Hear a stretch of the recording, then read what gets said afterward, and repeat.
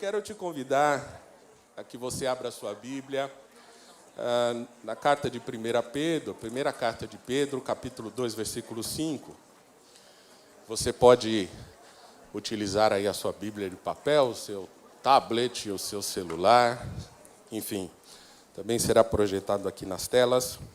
Mas eu quero te convidar a que você leia comigo 1 Pedro, capítulo 2, versículo 5, e depois, no mesmo capítulo, nós vamos ler o versículo 9. Diz assim: vocês estão sendo utilizados como pedras vivas na edificação de uma casa espiritual, para serem sacerdócio santo, oferecendo sacrifícios espirituais aceitáveis a Deus por meio de Jesus Cristo. Agora o versículo 9. Vocês, porém, são geração eleita, sacerdócio real, nação santa, povo exclusivo de Deus, para anunciar as grandezas daquele que o chamou das trevas para a sua maravilhosa luz. Amém?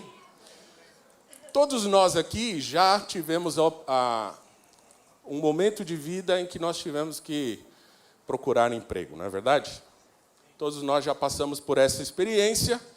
E houve uma época que os empregos eles eram anunciados. Isso não é uma época minha, tá? Só para ficar claro aqui.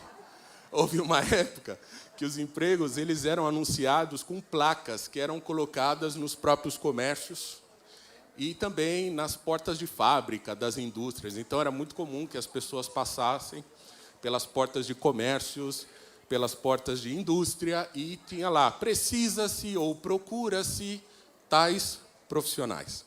E aí a pessoa ia lá e procurava, né? Procurava essa oportunidade de trabalho. O tempo foi passando e a coisa também foi dando uma evoluída. Então também era muito comum nos classificados de jornal, né? Você, no domingo, procurar emprego. Então eu também tive essa incumbência, logo que eu casei, eu pegava o jornal de domingo, separava o classificado para marcar as oportunidades de emprego, e aí a gente circulava, né, com uma caneta aquilo que a gente queria, ou fazia uns recortezinhos, né, e saía com o bolso cheio de recortes, colocava lá o currículo dentro de uma pasta, e ia procurar emprego. Na segunda-feira fazia aquele roteiro, né? Vou passar em tal lugar, depois em tal lugar, e etc. Era muito comum a gente preencher a ficha, né? Preencher a ficha de emprego.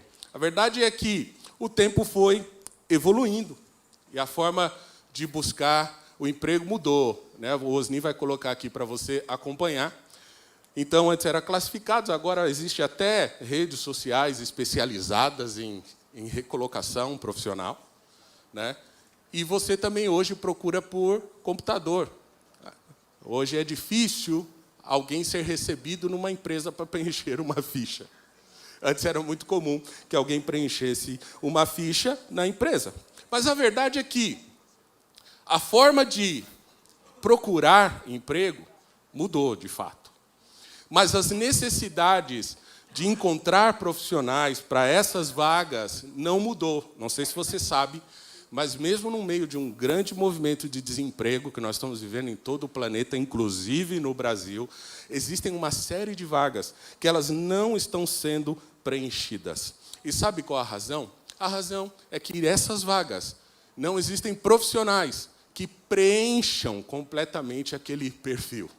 E as vagas, elas ficam disponíveis e não tem pessoas que preencham essas vagas.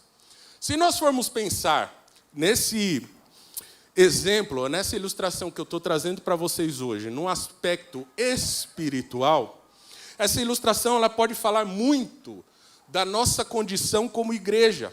Talvez a gente não esteja nos preparando quanto o Senhor gostaria que nós nos preparássemos para ocupar uma posição muito importante, que é uma posição de sacerdócio, de ser um sacerdote na casa de Deus.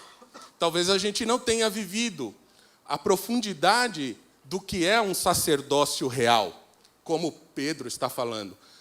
Pedro fala de sacerdócio real porque ele diz que o sacerdócio tem a sua realeza.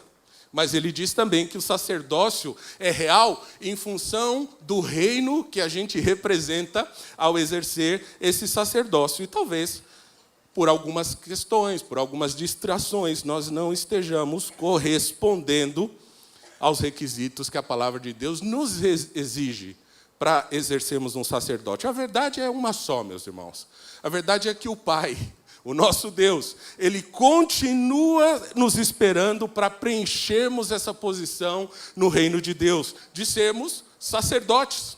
A diferença é que, quando você vai procurar um emprego, você por si só tem que se preparar antes para preencher esses requisitos e corresponder àquilo que Deus àquilo que a empresa quer colocar. Mas com o nosso Deus, Ele mesmo te ajuda a preencher esses requisitos. Ele mesmo te dá capacidade para que você responda à altura para ocupar essa posição de sacerdócio, de um sacerdócio real. E o que nós podemos fazer, então, é colocar a nossa vida em Jesus Cristo para que a gente possa assumir esse papel de sacerdote, para que a gente possa preencher os requisitos dessa posição ou dessa vaga, entre aspas, que nós devemos ocupar. Então, o tema da minha mensagem hoje é: procuram-se sacerdotes. Procuram-se sacerdotes. Fala aí com a pessoa que está do teu lado: procura-se sacerdotes. Nós estamos procurando sacerdotes. Muito bem.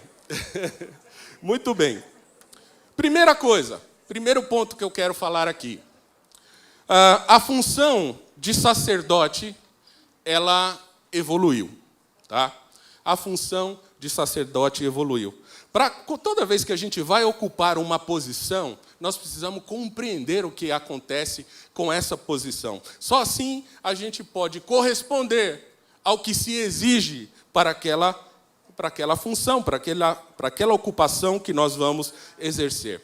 Como o apóstolo já explicou aqui, os demais pastores estão pregando todo mês, o sacerdócio era uma função extremamente importante de intermediação entre homens e Deus, principalmente realizando sacrifícios, para que esses sacrifícios pudessem apagar, expiar os pecados cometidos. E por isso é importante a gente entender esse contexto e aprender como essa função ela evolui. E aí, dentro da Bíblia, nós podemos ver que a primeira responsabilidade sacerdotal era do chefe da família. Então, antes de tudo, antes do período da lei, antes de se estabelecer o sacerdócio como um ofício, a família tinha que ter os seus pecados expiados através do responsável pela família. Se você olhar Gênesis capítulo 8, versículo 20, você vai ver que Noé construiu um altar ao Senhor e, tomando alguns animais e aves puros, ofereceu como holocausto, queimando sobre o altar. Isso fala de um papel de exercício sacerdotal ali, sem a instituição de um sacerdote na lei.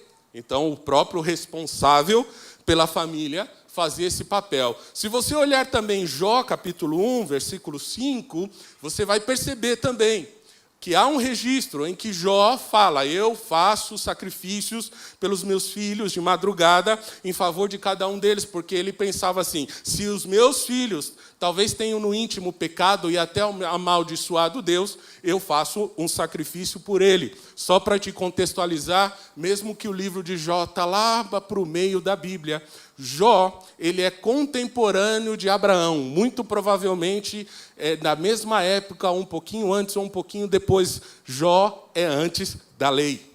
Então, nesse tempo, os responsáveis pelas famílias eram as pessoas que tinham que fazer o sacrifício. Eram as pessoas que tinham que se ocupar de ser sacerdote. Agora, na lei, Deus cria o ministério sacerdotal.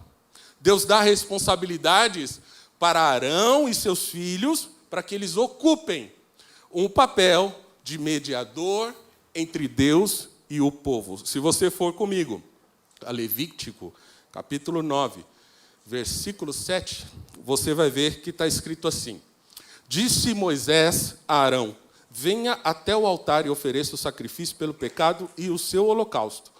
E faça apropriação por você mesmo e pelo povo. Ofereça o sacrifício pelo povo e faça apropriação por ele, conforme o Senhor ordenou. Percebam aí, então, que essa responsabilidade sacerdotal não está na família, mas está sobre alguém que Deus instituiu através da lei. Então, Arão e a sua família são os responsáveis para fazer esse trabalho de mediação. Mas algo que está muito interessante aqui no versículo é o que o próprio Moisés diz assim: e faça apropriação por você mesmo e pelo povo. Sabe o que significa?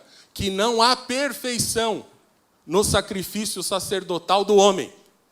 E que mesmo que Deus havia determinado aquela família sacerdotal para expiar os pecados do povo, eles precisavam fazer sacrifícios por eles mesmos, porque eles também cometiam pecados, eles também eram falhos. Sabe o que significa?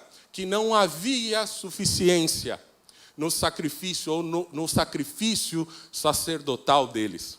Mas aí, como a função de sacerdote evolui, nós chegamos a um momento em que todos podem ser sacerdotes. Todos podem ser sacerdote. E para ser sacerdote existe um requisito, que através de Cristo, o cristão foi feito sacerdote, e que por meio de Cristo, ele é atraído para a presença de Deus, onde ele pode então oferecer esses sacrifícios espirituais de louvor e de adoração. Por isso, Pedro está dizendo: vocês, porém, são geração eleita, sacerdócio real, nação santa, povo exclusivo de Deus, porque em Cristo vocês tiveram acesso e podem ser sacerdotes, e podem fazer sacrifícios de louvor ao Senhor. E é justamente por meio do derramamento de sangue de Jesus na cruz que nós podemos caminhar nessa linha de sacerdócio. Hebreus capítulo 10, versículo 17 ao versículo 20, diz que dos nossos pecados e iniquidades o Senhor não vai se lembrar mais.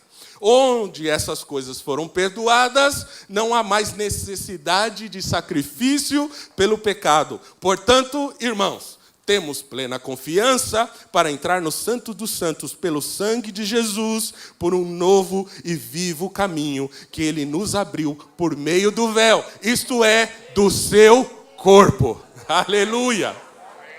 O Senhor abre um novo e vivo caminho para que você e eu pudéssemos nos colocar numa posição de sacerdócio real e servir a Deus como sacerdotes, e influenciar essa terra como sacerdotes, e influenciar os lugares onde o Senhor tem nos colocado como verdadeiros sacerdotes. Aleluia! Eu quero ir para o segundo ponto. O segundo ponto, nós estamos falando de uma ocupação, não é verdade? Lembre-se da minha ilustração na introdução. Nós estamos falando de uma ocupação. O Senhor está procurando os sacerdotes. Então, a primeira coisa, a gente tem que entender como evoluiu essa posição. A segunda coisa é: quais são as responsabilidades e quais são as atribuições de um sacerdote. Se nós estamos seguindo esse raciocínio, nós olhando para a primeira carta de Pedro, capítulo 2, versículo 5, está muito claro o que Deus espera de nós. Vocês também estão sendo utilizados como pedras vivas na edificação de uma casa espiritual para um sacerdócio santo, oferecendo sacrifícios espirituais aceitáveis a Deus por meio de Jesus Cristo. Primeira coisa que está aí: sermos pedras vivas na edificação. Não se constrói uma grande edificação com qualquer material. Não se pode levantar uma parede com qualquer coisa. Eu até quero usar um exemplo aqui. Um familiar meu contratou um pedreiro, e o pedreiro foi fazer uma parede com tijolos convencionais, né? Tijolo, como chama? Baiano, né? Muito bem. Não sei porque chama baiano, mas é, né? Coloca aqueles tijolos lá. E aí, esse familiar meu, né, pediu que fossem tijolos mais finos. E queria que ficasse numa posição para que ele pudesse ocupar menos espaço na área que ele estava construindo. Ele não queria a largura de um tijolo. E aí, sabe o que o profissional dizia? Dizia assim, olha, nessa posição, esse muro cai. Porque esse tijolo não é para colocar dessa forma e dessa maneira. E o que aconteceu? Caiu tudo.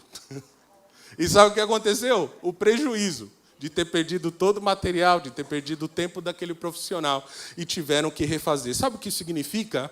Que não se levanta uma parede de qualquer forma. Não se levanta uma estrutura de qualquer maneira. Não é qualquer tipo de tijolo ou de pedra que se coloca sobre uma construção.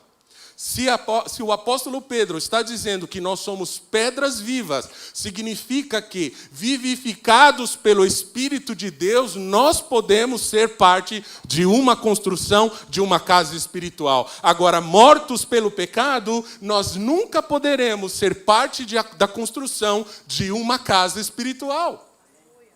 Ou seja, para que você e eu sejamos pedras vivas, nós precisamos mortificar a nossa própria vida em Cristo Jesus, que nos dá vida, que vem dele. Só assim nós podemos ser pedras vivas. Quantas e quantas vezes existe uma necessidade tão grande de pessoas que se acercam de nós, querendo que nós possamos manifestar vida. E às vezes nós não manifestamos. Sabe por quê? Porque nós estamos deixando que a nossa natureza, em muitos momentos, assuma uma posição que quem deveria assumir é o Espírito Santo de Deus. Portanto, se você quer ser pedra viva, deixa as coisas de lado e permita que o Espírito de Deus tome conta da tua vida. Use você de forma completa para que você seja a pedra viva e abençoe a vida daqueles que estão perto de você. Uma das nossas funções é sermos pedras vivas. Agora, toda pedra viva, se você ler todo o capítulo que Pedro está falando, toda pedra viva, e só vai ter sucesso se ela estiver estabelecida sobre a pedra angular. Nenhuma pedra viva pode sobreviver ou ter vida em si mesma se não tiver a pedra angular. A pedra angular nas construções antigas eram pedras as mais importantes, as mais fortes, colocada numa posição em que pudesse sustentar todas as demais pedras, para que as casas fossem bem construídas e fossem sólidas. Sabe o que isso significa, irmão? Que você só pode ser pedra viva quando você está ligado à pedra angular, que é Cristo. Não existe vida fora dessa pedra angular. E esse é o nosso objetivo. Todas as vezes que nós estamos em momentos em que o inimigo tem se colocado de uma forma tão furiosa contra a nossa vida, nós olhamos para a pedra angular e falamos assim: daqui eu não caio. Daqui eu não saio. Pode bater o vento, pode vir as tempestades. A minha casa está fortalecida e estabelecida na rocha, na pedra angular, que é Cristo. Sendo na pedra angular, eu posso ser pedra viva. Aleluia. A segunda coisa aqui, dentro das nossas responsabilidades, é edificar uma casa espiritual. O sacerdócio define que parte da nossa responsabilidade é edificar uma casa espiritual. Nessa casa espiritual, o que uma casa faz? A casa, ela protege. A casa, ela dá segurança. A casa, ela traz conforto. A casa traz tranquilidade. Mas, sobretudo, casas podem te dar um lar. Um lugar onde você é amado, um lugar onde você é seguro, um lugar onde você pode conviver em família. Nós somos pedras vivas, exercendo um sacerdócio para construir uma casa espiritual. E casa espiritual que o Senhor deseja para nós como igreja é que nós possamos abrir as portas e trazer muita gente para essa casa espiritual. E muitas vezes uma pergunta que nós temos que fazer: será que as minhas atitudes estão fazendo diferença onde eu me encontro para trazer as pessoas para a casa espiritual? Será que eu estou entendendo o que é ser um sacerdote e as pessoas que estão do meu lado estão recebendo amor, estão recebendo paz? Eu transmito paz? Eu tenho transmitido segurança? Será que aquilo que Jesus transmitiu para a minha vida, eu tenho conseguido transmitir para as pessoas que estão comigo? Nossa responsabilidade como sacerdotes, dentro de uma casa espiritual, é manifestar às pessoas que estão dentro dela e perto de nós tudo aquilo que eu tenho recebido do meu Deus. Você pode se perguntar: mas será que eu tenho condições de entregar tudo isso ao meu Deus? Sim, porque você já recebeu muito de Deus. Você tem recebido muito de Deus. E o que você tem recebido de Deus é para ser compartilhado. Você não precisa se preocupar que o que Deus te deu, você compartilha e vai ser gasto, vai acabar. Não. Se você está compartilhando da fonte que é Cristo, tudo aquilo que Ele já te deu, não acaba. Pelo contrário, multiplica. Multiplica. Tudo aquilo que nós temos recebido do Senhor, multiplica toda vez que nós entregamos. Se você quer viver uma vida de fé, uma vida de milagres, entrega para as pessoas aquilo que você já tem recebido, porque você vai viver mais milagres e você vai alcançar mais passos de fé. Se você tem recebido do Senhor paz aos seus problemas e conflitos, ministra paz para as pessoas que estão ao seu lado, porque essa paz que você recebeu e está ministrando nunca acaba, é suficiente para ela, para você e para todos os que aparecerem com a mesma necessidade. Será que nós estamos cumprindo o nosso mandato sacerdotal? Porque não é uma escolha. Quando Jesus ele faz o sacrifício na cruz e se transforma o nosso sumo sacerdote, todos nós que cremos em Jesus, a partir desse sacrifício, recebemos uma incumbência de sacerdócio. A partir de Cristo, não existe a opção de serei ou não serei sacerdote. A partir de Cristo, não existe essa opção. Se você entende o sacrifício de Cristo na cruz, se você ama esse sacrifício, se você ama Cristo, você não tem outra opção que não ser um sacerdote. Isso é muito importante. Quando Pedro fala, no versículo 9, ele está dizendo, para anunciar as grandezas daqueles que o chamou das trevas para a sua maravilhosa luz. Ele está dizendo, imperativo, você não tem escolha. A partir do momento que você entende o sacrifício de Jesus, você é um sacerdote. Sabe o que significa? É tua responsabilidade. É minha responsabilidade. Sabe quando você está... Quando outras pessoas da sua família estão vivendo problemas e elas procuram você, você não é o chefe daquela casa, ou qualquer que seja a pessoa. Às vezes a gente tem aquele perfil de não, vamos ser isentos, não vamos nos envolver. Sabe o que significa isso? Não assumir a sua responsabilidade. Se você está sendo chamado, faça. Você é um sacerdote de Deus. E o que o sacerdote faz quando recebe uma incumbência assim? Fala a palavra.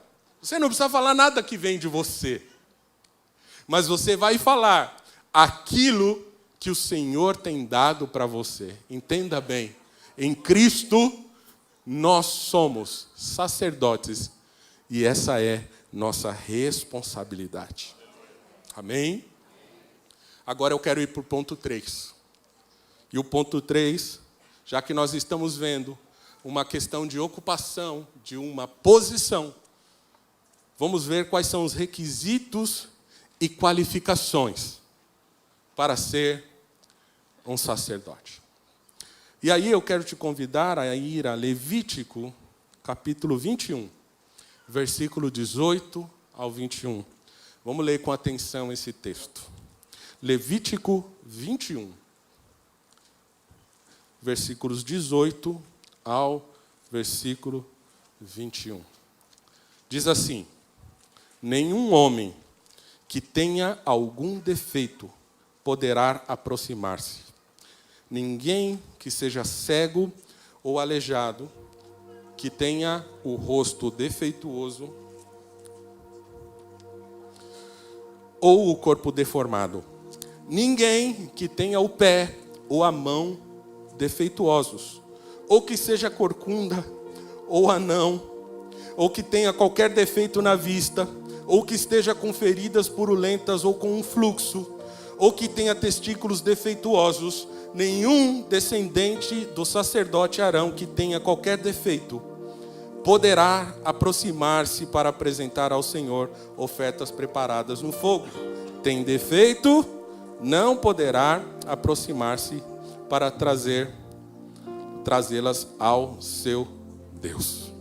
Bom, antes de mais nada, antes que tenhamos pessoas assustadas aqui, esse texto, ele tem um sentido cultural, está ligado à lei. Ele não tem uma aplicação literal, no sentido dos defeitos físicos que nos impedem de oferecer sacrifícios sacerdotais. Mas, se a gente olhar para esse texto, nós podemos captar o verdadeiro significado espiritual dessas colocações de Moisés e que podem ser perfeitamente aplicadas à nossa vida. Nós vamos falar de coisas espirituais, porque nós somos seres espirituais. Amém? Quando você olha Levítico 21, versículo 18, a primeira coisa que aparece aí no texto é ninguém que seja cego. Ninguém que seja cego. Está no versículo 18. E sabe o que está dizendo aqui? Não é que aquela pessoa literalmente cega, que tem um defeito físico que não pode, mas não pode ser sacerdote aquele que não tem visão espiritual para viver verdadeiramente o seu sacerdócio. Está falando de você ter a capacidade de ver o que está acontecendo ao teu redor. Ninguém pode exercer o seu sacerdócio sem ter uma visão espiritual das coisas que estão acontecendo. E por isso, quando nós não temos uma visão espiritual do que está acontecendo, nossas vidas estão num caminho de muita distração, porque o inimigo tem roubado a visão dos sacerdotes, do sacerdócio real que é a igreja, e as pessoas não estão conseguindo enxergar o que de fato está por trás das coisas. Aquele que não tem visão não pode exercer o seu sacerdócio. Sabe? Visão das pessoas sem Cristo. Quantas pessoas estão sem Cristo perto de você? Ou quantas pessoas declaram ter Cristo, mas na verdade não vivem Cristo?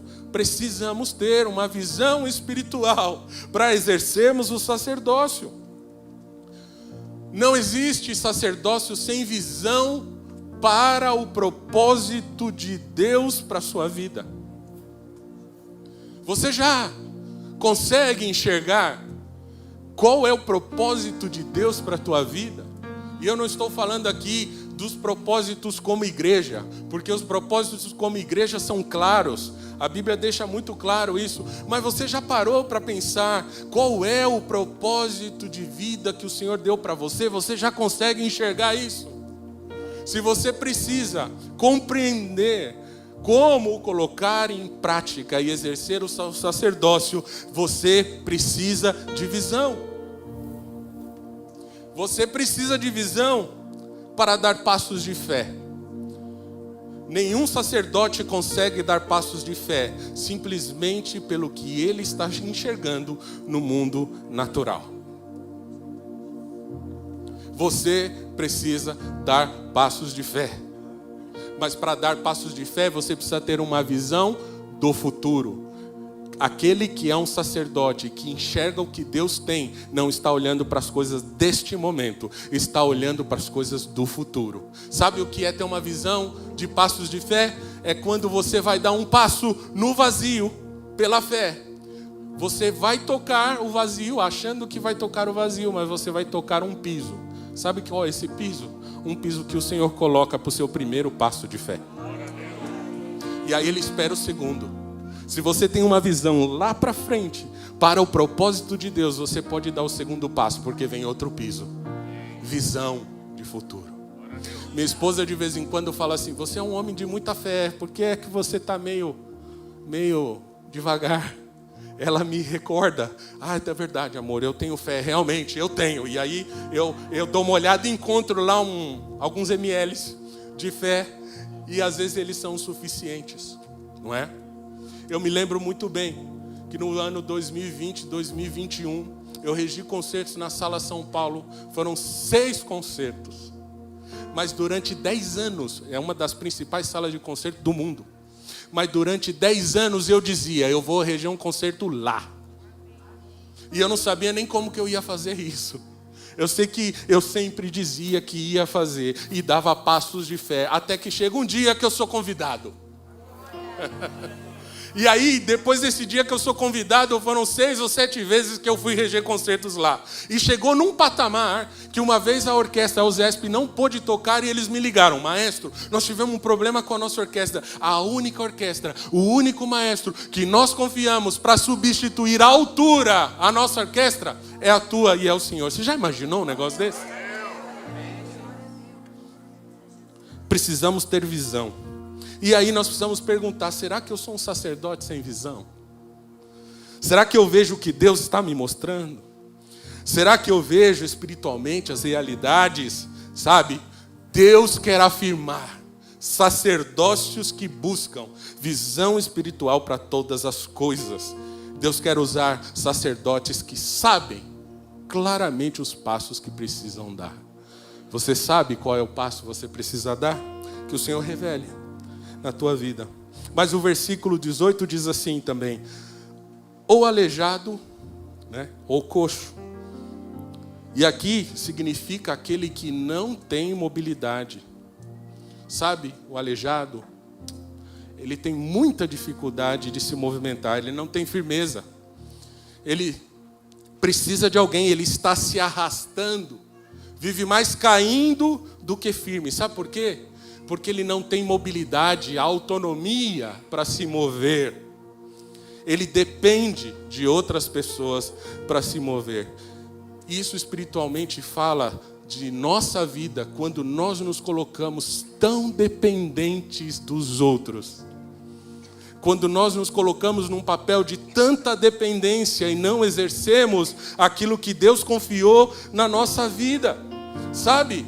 Os coxos e aleijados, há até uma passagem que tinha um há 38 anos esperando que a água movimentasse, que alguém pudesse jogá-lo na água. Sabe o que acontece quando a nossa vida espiritual está assim? Nós ficamos exatamente no lugar onde as pessoas nos deixam. Porque nós não temos mobilidade. Quantas vezes estamos assim? Dependentes, extremamente dependentes dos pastores, extremamente dependentes de um cônjuge, de alguém, e a nossa vida ela não caminha, porque nós não temos mobilidade espiritual, porque estamos parados.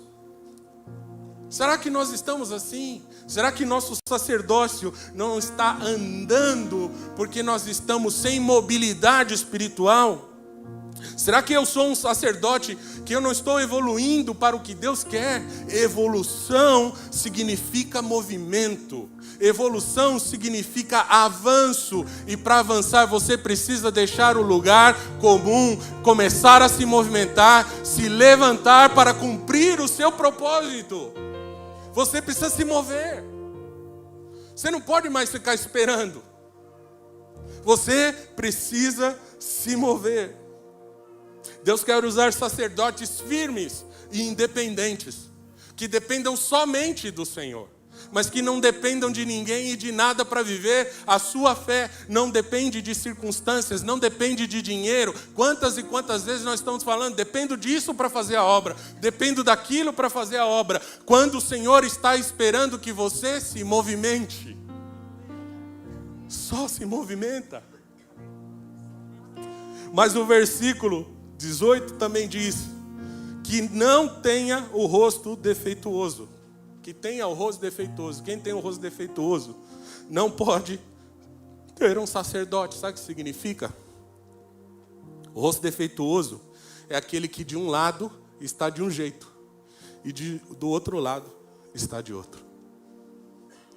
Um rosto defeituoso espiritualmente pode significar aquela pessoa que de um lado transmite uma coisa, de outro outra.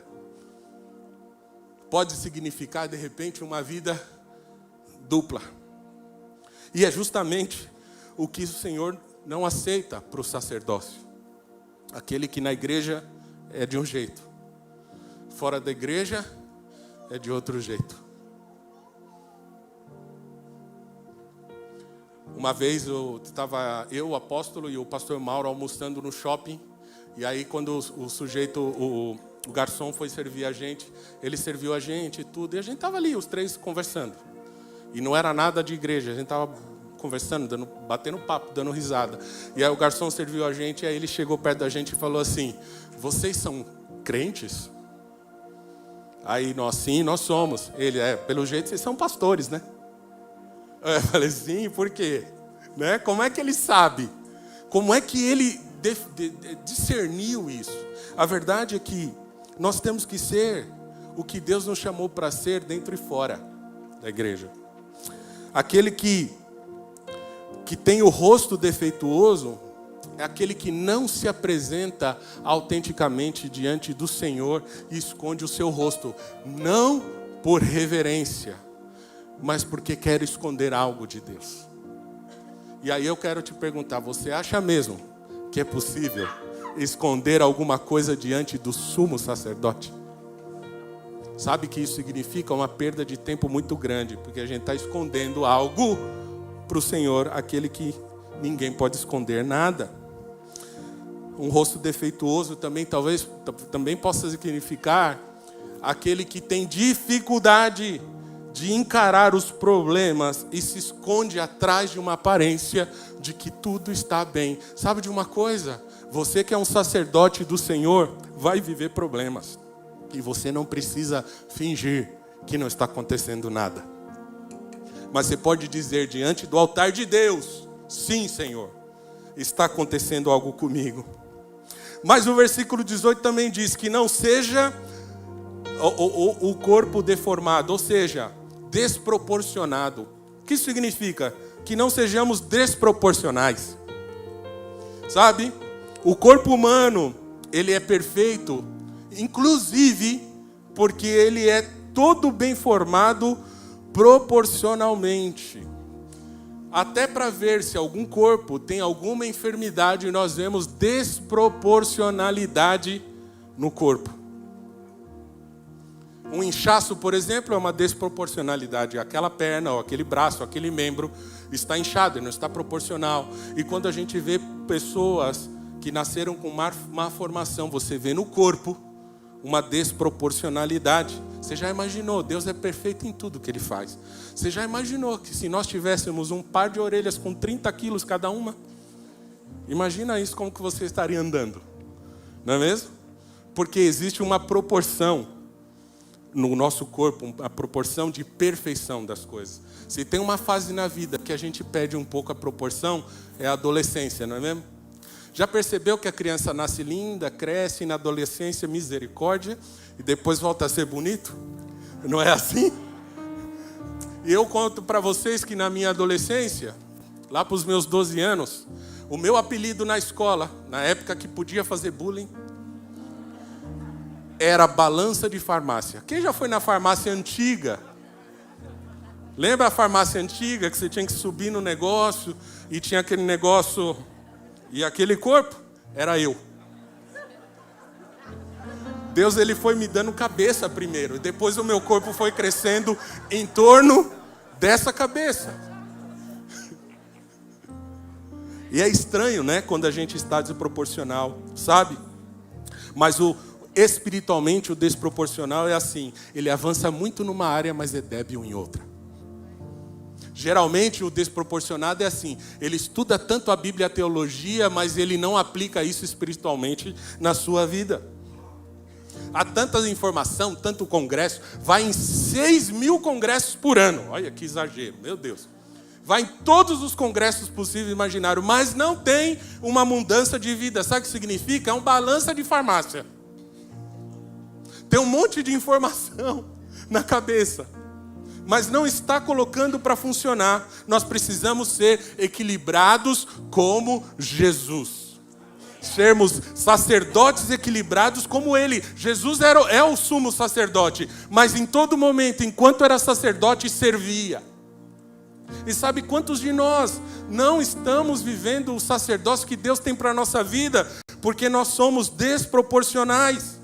Nós precisamos ser mais equilibrados moralmente, mais equilibrados espiritualmente e mais equilibrados intelectualmente. E colocar tudo isso debaixo das mãos do Senhor. Sacerdócio é equilibrar conhecimento com prática. Sacerdócio é equilibrar conhecimento intelectual e emoções. Ser sacerdote é ter relacionamentos equilibrados. Não seja desproporcionado. O versículo 19 diz: ninguém que tem o pé quebrado ou a mão quebrada, defeituoso. Sabe o que significa? Quem tem o pé quebrado, ele pisa em falso. E quando a gente pisa em falso, a gente está fadado a cair a todo momento. Eu passei por isso recentemente. O meu ligamento aqui do pé direito estava frágil, e toda vez que passava num buraco, eu tombava. Estava fragilizado, e aí minha mobilidade sofria. Sabe, mas o que é mais interessante, quando você tem um pé quebrado, você machuca todo o corpo, e todo o corpo não pode caminhar. Quantas vezes nosso sacerdócio está assim, porque nós não estamos pisando firmes nos propósitos que Deus tem para a nossa vida. Um sacerdote, ele tem uma pisada firme. Um sacerdote, ele evita as quedas, ele quase não cai. Por quê? Porque a queda de um sacerdote machuca o corpo todo. Agora, sabe o que pode significar também você não ter o pé quebrado, não cair? É você não permitir que pessoas que estão ao teu lado caiam junto com você quando o seu pé está quebrado. Precisamos tomar muito cuidado e esperar em Deus para que os nossos pés eles estejam firmados no Senhor. E sobre a mão quebrada, significa aquele que não faz a obra de Deus. Uma mão quebrada nos impede de trabalhar plenamente. Nós temos dificuldade de manusear coisas. A gente tenta até fazer alguma coisa melhor, mas não consegue. E quando você quebra a sua mão de instrução, eu que sou canhoto, se eu quebro a mão esquerda, meu Deus do céu. Você que é destro, outros que são canhotos, sabe o que eu estou falando. Mão quebrada fala de um sacerdócio com limitação. Sabe? Você recebe, mas não dá. É o que o versículo de Levítico fala. Você que tem defeito pode se alimentar do pão de Deus. É só você ler o capítulo até o final. Mas você não pode fazer a obra de Deus. Sabe por quê? Porque você tem uma limitação. E a limitação é espiritual. Quantas vezes nós estamos assim, limitando o nosso esforço para as coisas de Deus? Limitando a nossa força para aquilo que Deus quer fazer na nossa vida. Mas nós precisamos avançar.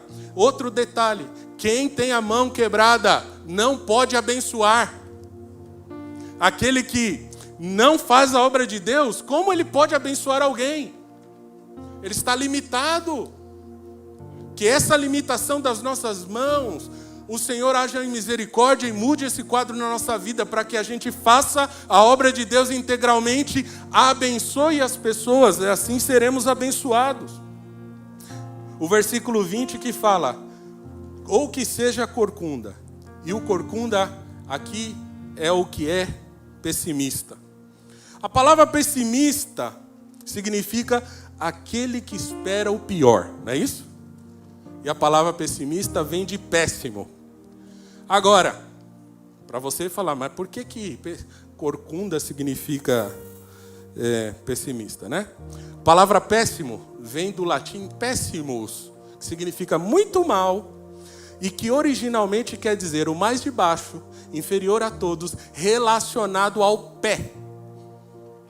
Péssimo, relacionado ao pé. Sabe por quê, corcunda? Porque a visão está assim, ó, olhando para os pés. É pessimista. Não consegue enxergar as coisas que Deus quer fazer. Quantas vezes nós estamos limitados porque nós já temos uma posição negativa. Quantas vezes a nossa carne tem uma inclinação negativa para as coisas. Não, isso não vai dar certo. Isso não vai funcionar. Como é que nós podemos viver um sacerdócio sobrenatural de Deus tendo essa visão, sendo pessimista para tudo? Sabe o que é ser pessimista? Heresias, capítulo 11, diz assim: o pessimismo é a certeza de que algo muito ruim está para acontecer. Né?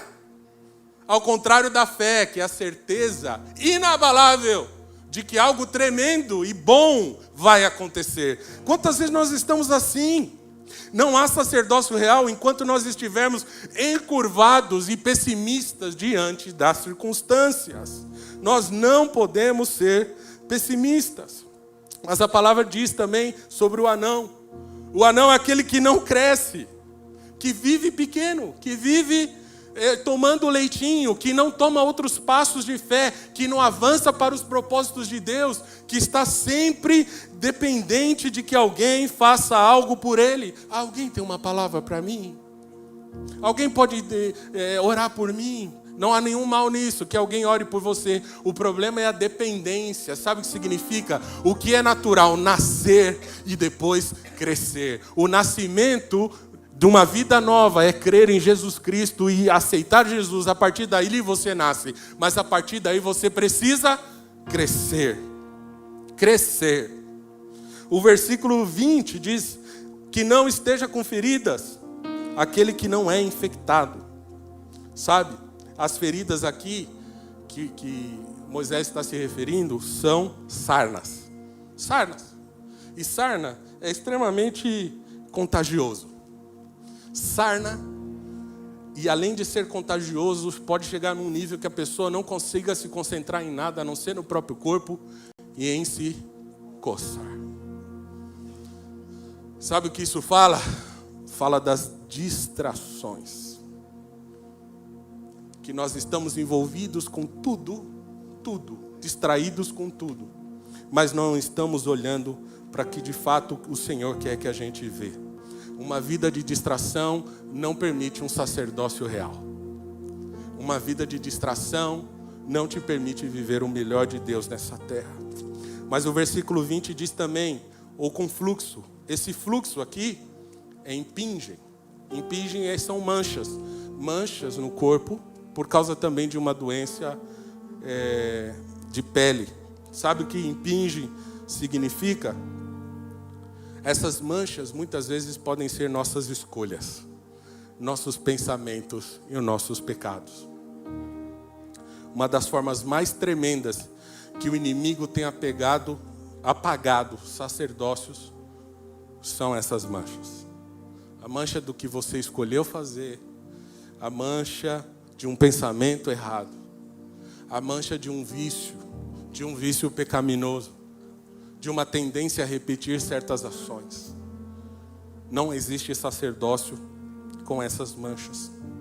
E o versículo diz assim, o versículo 20, que não tenha testículos defeituosos. E aí fala sobre produtividade, fertilidade. Sacerdote precisa gerar filhos espirituais. Nós somos gerados em Cristo para gerarmos filhos espirituais. A nossa vida sacerdotal, ela precisa ser produtiva. Começar da tua casa, da tua família, daqueles que Deus te deu, num lugar onde você tem influência. Gere filhos espirituais. E talvez você possa dizer assim, mas eu não tenho o suficiente, eu não aprendi o suficiente.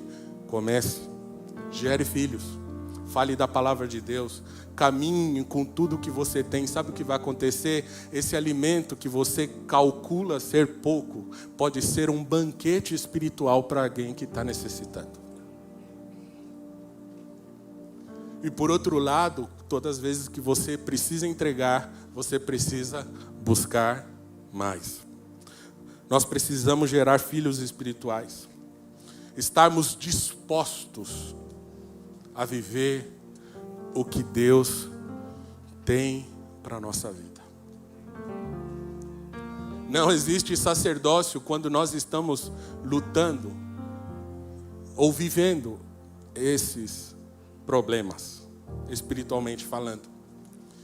Mas existe solução para todos esses problemas. Por isso eu quero voltar àquilo que nós falamos lá. Procura-se sacerdotes. O Senhor está procurando sacerdotes. Não aqueles que realmente digam, eu estou pronto e atendo a todos os requisitos. Mas é aquele que está dizendo assim, apesar dos meus problemas, apesar das minhas dificuldades, eu quero me colocar nessa posição e eu sei que o Senhor vai me acolher, porque o Senhor vai te acolher. Mas o acolhimento do Senhor não é um acolhimento comum, é um acolhimento de mudança, de transformação e de restauração. E eu quero terminar dizendo que se o que te impede de viver o que Deus tem para a tua vida é a tua visão, o Senhor quer restaurar a sua visão sacerdotal. Ele quer fazer você ver aquilo que não consegue enxergar. Ele quer fazer você entender que existem anjos batalhando por você numa guerra espiritual que você não enxerga, mas Ele quer que você enxergue. Deus quer restaurar a sua mobilidade. Seu sacerdócio dependerá somente de Deus. Ele quer restaurar a tua mobilidade. Você vai começar a andar se você falar, Senhor, eu quero receber algo. Eu quero. Deus, Ele quer restaurar a sua vida autêntica na presença de Deus. Você não vai precisar mais esconder o seu rosto, porque o Senhor quer acolher você e dizer, vem cá, meu filho, eu cuido de você, e o que está errado eu vou botar no lugar, porque eu quero que você exerça um sacerdócio real. Talvez você seja um sacerdote desequilibrado, né? Como a antiga balança de farmácia. Tem tanta coisa na cabeça, já pensou tanta coisa, já viu tanta coisa e não sabe o que fazer com essas coisas. Ou então está dando importância maior a isso do que uma vida com Deus. O Senhor quer colocar as coisas na normalidade e fazer você viver proporcionalmente. Deus quer restaurar os teus passos como sacerdote. Se você tinha o pé quebrado, se você andava vacilante, hoje o Senhor mais uma vez quer estender a mão para você, curar os teus pés e falar, caminha com firmeza, não caia, continue em pé, porque eu vou te ajudar e eu vou te sustentar. O Senhor também quer restaurar as obras das tuas mãos. Ele quer usar as tuas mãos para fazer algo maior para o reino de Deus. Quantas vezes as pessoas estão esperando alguma coisa acontecer, sabe? Não espere mais, porque Deus quer usar a tua vida. Deus quer usar as tuas mãos para você fazer. E se você desejar ser ativo, alguém que faz a obra, Ele vai começar a te usar. Sabe que Deus, Ele não sai usando assim a revelia. Um requisito para ser usado por Deus é disposição. É dizer, eis-me aqui, eu quero fazer. Se você deseja, o Senhor vai fazer. Deus quer restaurar a sua purificação. Chega de sarnas, chega dessas impingens, dessas marcas, desses pensamentos, desses erros, desses mesmos problemas. O Senhor quer te livrar disso, quer te santificar, te separar para as coisas eternas, quer te dar uma vida nova. Ele quer restaurar. Chega dos velhos e mesmos erros. Ele quer te restaurar e chega de repetir coisas que a própria Bíblia condena. Pare de falar do passado, considerando o passado dias melhores do que os atuais. O Senhor tem o futuro para frente, coisas novas. E enquanto você está olhando para o que ficou, você não vai avançar. Você não vai viver o que Deus tem para a tua vida. E Deus, Ele quer restaurar a sua fertilidade espiritual. Quer gerar filhos na tua vida, filhos espirituais. Quero te convidar, fique em pé no seu lugar.